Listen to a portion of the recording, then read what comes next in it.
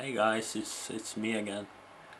I've been thinking lately about maybe becoming an atheist because I've heard that atheists are pretty smart people, and I want to be smart, so I was thinking maybe if I become an atheist, then I'll be smart. So I've researched this atheism a little bit, and I found out that if you're going to be an atheist, you're kind of not allowed to believe in Jesus. So that's my problem, because I do believe in Jesus. So uh, they're kind of they kind of have this rule that if I believe in Jesus, then I'm not allowed to be an atheist. So actually I've been trying to seek out some help to stop believing in Jesus, and I found this video that promises to actually prove to me that Jesus is imaginary. So that's exactly what I'm looking for. So we're going to watch this now, and it's gonna take less than 5 minutes, so that's really great. Oh, that's Earth. Actually, I know the guy who made that. That's home to billions of people. More than 2 billion of Earth's it's inhabitants quite an amazing construction. Christ. Actually, They it's believe that pretty Jesus was sent neat. by God to give them eternal life. They believe that Jesus died but was then resurrected. Yeah, that would they're talking about me now. Actually, I believe in Jesus. So they're going to prove it to me now. So I'm looking forward to this. Okay, 1 Corinthians 15. He was raised on the third day according to the scriptures, and he appeared to Peter and then Okay, to the 12. I'm there. After that he appeared to more than 500 of the brothers at the same time. Then he appeared to James, and then to all the apostles, and last of all he appeared to me. We learn 3 important facts from this passage. Okay. First, we learn that Jesus proved his resurrection by appearing to people. Yeah. Second, we learned that it's okay for Jesus to appear to people. He appeared to hundreds. Okay, I'll give them that. Third, we learned that appearing to people does not take away their free will or harm their faith in any way. Step 2. Read Matthew chapter 18, I think I know where this is going. 20. Jesus speaks. Again I say to you, if 2 of you agree on earth about anything they ask, it will be done for them by my Father in heaven.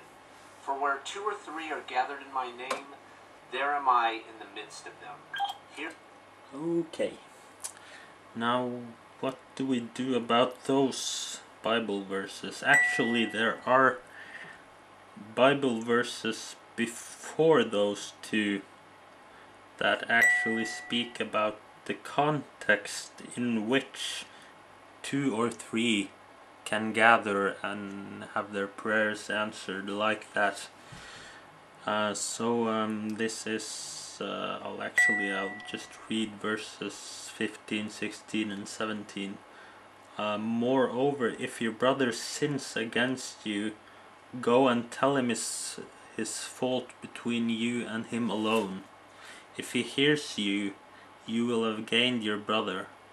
But if he will not hear, take with you 1 or 2 more, that by the mouth of 2 or 3 witnesses every word may be established. These are actually the 2 or 3 witnesses that are gathered in verse 19, but let's continue to read. And if he refuses to hear them, tell it to the church. But if he refuses even to hear the church, let him be to you like a heathen and a tax collector. Assuredly I say to you, whatever you bind on earth will be bound in heaven, and whatever you loose on earth will be loosed in heaven. So this is actually referring to disciplining someone who is living in open sin, a brother who is living in sin.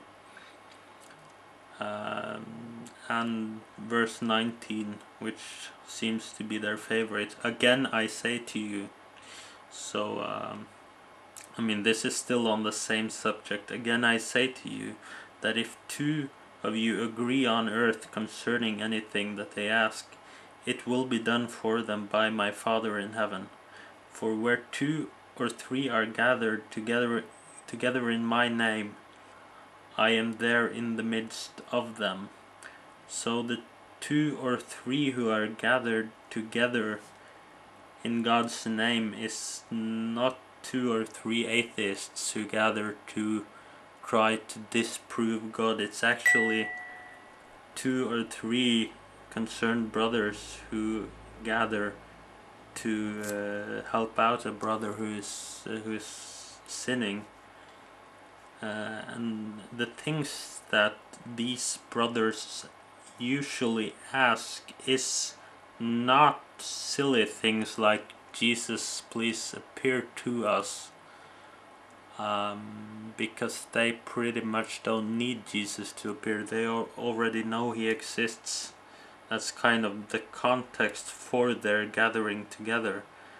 So they are going to pray for significant things, meaningful things, not silly, childish things.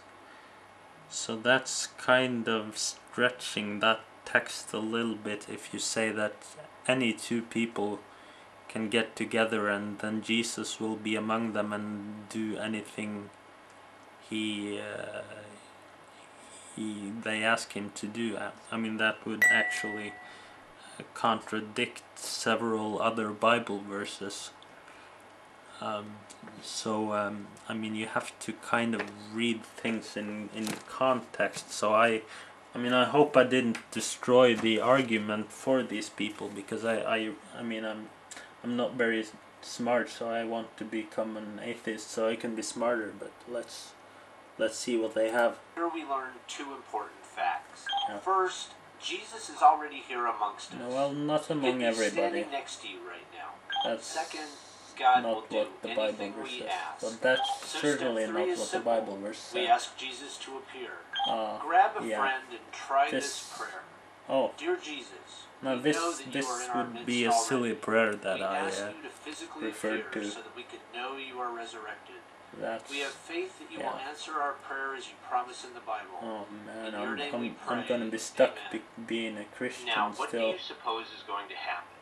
If you're a normal, intelligent adult, then you know what will happen. That's a nice Nothing. trick. If you're a normal, Absolutely intelligent adult, Here's what we know.